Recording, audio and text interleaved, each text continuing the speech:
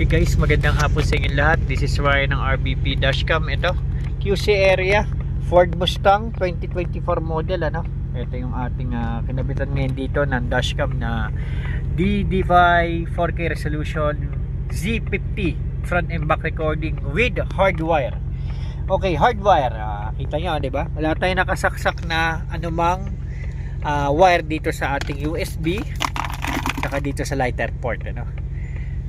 Ginamitan natin siya ng DD5 hardware. Ito yung pinaglagyan ng natin ng hardware. Ito yon, Z50, pang Z50. Pero ito naman yung hardware is kahit saang Z40, C50, and Timola, yan. Pwede po yan.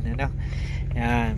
Tapos yun nga, pagpatay ang makina ng sasakyan natin tulad nitong Ford Mustang, kayang-kaya mag-record kahit patay ang makina. Yun ang kagandahan sa ating DD5 dashcam. Meron silang mga ganong features for security ng inyong sasakyan, lalo pag paminsan-minsan talaga hindi natin maiwasan mag-park sa mga open parking. Okay, yan, may nagre-record dyan. Tayo natin, off ko muna yung engine. Ganda na sakyan, okay. Pag enough ko yung sasakyan, lalabas to, enter the parking soon. Low voltage po yan, ibig sabihin yung konsumo ng baterya mas mababa kaysa sa ordinaryo pag gumagana ang inyong sasakyan. Naka low voltage o naka low power mode siya. Tapos nagre-record yan kahit patay makina. Yan, yung dumaan na yan, naka-capture niya yan. Pinindot ko yung button dyan. Tapos meron siyang red dot dito, yung itim na blinking, ibig sabihin continue recording kahit patay ang makina. Tapos yung kanyang camera, ayun yung may bearing yan, okay? Yan, maganda sa may mga dashcam na ganyan for security. Pamisa-misa start pag tayo sa ganitong sitwasyon ng secondary road kaya subdivision road yan. Pwede natin siyang iwan at kahit sinong bumangga, sinong man sa kanya sumipa collision, nag-open siya. Okay, start ulit natin. Yun, start pa lang, astig ang tunog pag start pa lang. Okay. Ito yung Mustang na 2024 model. Tapos i-check natin sa cellphone. Paki-check na lang ulit sir sa cellphone. Pasuyo na lang ako sir doon sa application natin. Pa-check natin sa ito yung ating karton na pinaglagyan naman ng ating dashcam. Yan. Sa gusto magpa-install, magpa-hardware, yan.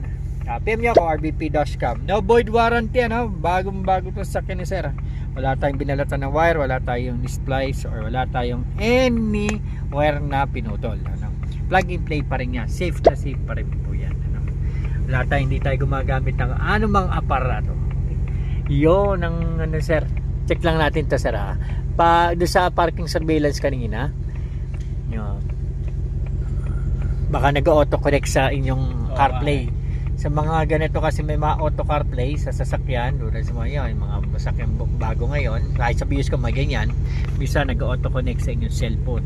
Kaya pag bubuksan yung Bluetooth, nag-aagawan sila ng dalawa. Kaya minsan, kailangan nyo i-disconnect muna yung phone nyo sa inyong CarPlay sa inyong sasakyan para makakonect kayo sa Bluetooth naman ng dashcam. Okay?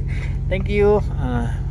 Sa gusto mag-install, PM nyo ako, RBP Dashcam. Yun po yung aking Facebook page. Okay, kita natin. Yan. Dito tayo banda. Yan. Tapos to bala sir, linking. Pati yung boses sir, naririnig yan. Naririnig yung boses. Okay? PM nyo ako, nabanggit ko kanina, PM nyo ako, RBP Dashcam. My number 0993-180-127 Yan, ito yung ating isa sa mga satisfied client dito sa QC. Alas malapit lang to sa akin. Dito lang naman ako sa Marikina sir. Dito lang hindi sa Philippines. Okay, thank you guys. Thank you. Maraming salamat sa inyo lahat.